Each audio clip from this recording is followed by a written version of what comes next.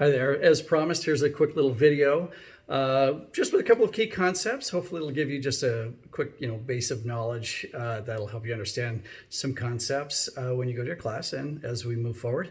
Apologize here. I'm actually upstairs in our bedroom. We're all working from home, and it's funny how sometimes it seems like an office works for two people until something like this happens. So anyway, it's her turn now. So anyway, I'm going to make this really quick. So we're going to talk about a few things. We're going to talk about escrow, earnest money, contingencies, and what closing means. Okay. Now, with respect to escrow, you may hear people say, "My house is in escrow." Okay, so an escrow company is a neutral third party that facilitates the transaction. They take your earnest money deposit from you. They apply it to the rest of the money required for your down payment.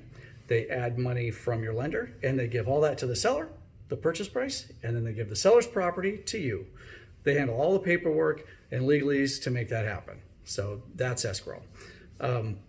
Earnest money deposit is a deposit that you would give to escrow when your contract is mutually agreed upon. So when you and the seller come to an arrangement and everybody signed off and initialed all the little changes that may happen, then you deliver an earnest money deposit to escrow.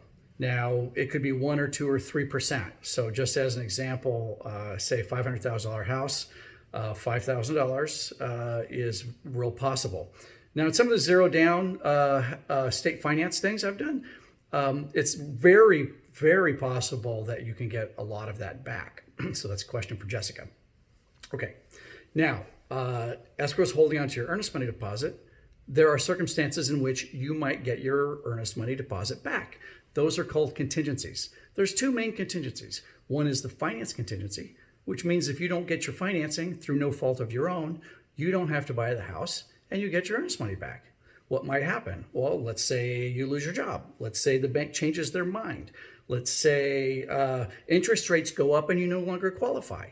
How about the house doesn't appraise? The appraisal comes in too low. You don't have to buy the house because the finance contingency wasn't satisfied and you get your earnest money back. The other main contingency is the inspection contingency. We should be able to negotiate a few days, a period of time in which you can look at the house, have a professional inspector go over it. It'll take 2 or 3 hours. They'll find all the loose doorknobs. And during that period of time, you can back out of the transaction for no reason. You don't even have to provide one. You just click a box saying you're going to pass, and then you get your earnest money back. Now, if everything goes according to plan, then a few weeks later, the transaction will close.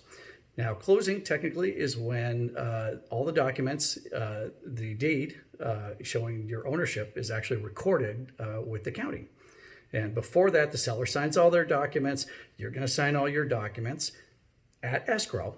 They're the ones that coordinate the document signing. Okay. And then again, they're going to take your deposit. They're going to apply it to the money. They're going to apply it to your down payment. They're going to take the money from the lender, give it to the seller, and they're going to give the seller's house to you.